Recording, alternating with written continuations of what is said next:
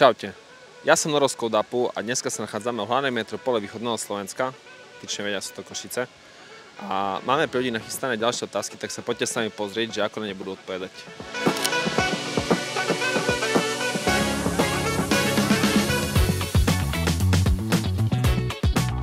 S kým tu som dneska? S Michalom. Radoslav. Ja som Saša. A Mariana. Koľko hodín denne sa stráviš na svojom mobilnom telefóne? Okolo takých možno 5-6 hodín. Fú, maximálne tak 5 hodín by som povedal. Klasicky akože average, že tak 3 hodiny.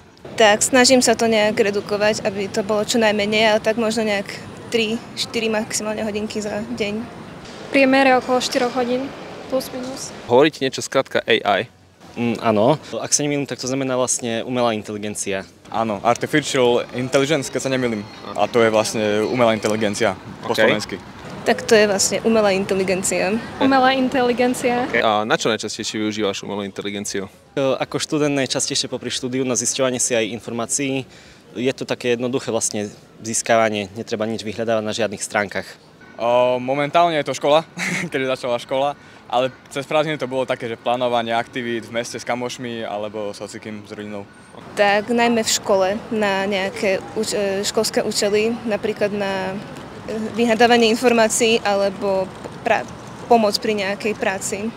Málo čo, ale ak už, tak možno v práci, alebo možno čo sa týka nejakých zahraničných vecí a jazyku a tak. Vieš nám aj v telefóne ukázať tvoju poslednú konverzáciu s umelou inteligenciou? Vedel by som, keby mám data, ale asi mi to tam nenačíta. Pravdepodobne niečo okolo bakalárky. Fú, no neviem, čo tam mám teraz, neviem, či sa vôbec prihlásim.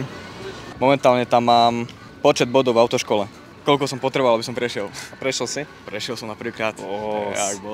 Pýtala som sa, či na leteckých dňoch bude kývadlová doprava. Nie som tam prihlásená, Aha. takže asi ju ani neukážem. Nemám tam účet, takže strašne málo ju využívam. Hej, sleduješ CodeUp na Instagrame? Sledujem, áno. Mám to overiť, keďže ty nemáš data? Neoveruj radšej. Dobre, takže skontroloval som si to, nesleduješ, ale určite sleduj CodeUp, lebo mohol si vyhrať, keby nasleduješ. Nesledujem, ani nepoznám, ale teraz už budem poznať. Bohužiaľ nie. Keďže si vyhral aj našu súťaž, tak cenu sme ti už odovzdali, lebo vieme, že nasleduješ, takže môžeš vidieť, že sledovať CodeUp sa oplatí a zapájate sa do súťaži. A keby si mal data, tak by si zarobil aj nejaké peniaze, ale dobre, škoda, keby si sledoval CodeUp, tak by si vyhral aj bonusovú cenu.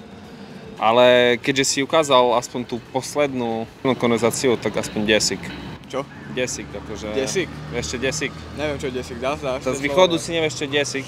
Tak ja som vieš pri maďarských hranicách. Aj, desík je. Toto je desík. Opa, také dostávam. Aha. Za to, že si ukázal. Takže, ale keďže si ukázala svoju konverzáciu s umelou inteligenciou, tak aspoň 10 €. Také bolestné. Môže byť? Kľudne. Dobre, super. Ďakujem odovzdávam. veľmi pekne. Ďakujem pekne. Nech sa darí. Díky moc. Bracho, daj follow a dúfam, že sa ešte stretneme. Ďakujem aj my a prajem ti pekný deň. Aj tebe. Ďakujem pekne. Ďakujem aj my.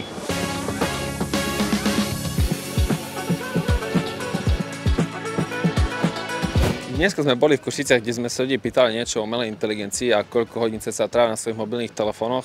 Videli ste, že sledovať CodeUp sa oplatí, pretože robíme rôzne súťaže a rôzne ankety, kde môžete niečo vyhrať. Tak sleduj CodeUp aj ty a možno niečo vyhráš.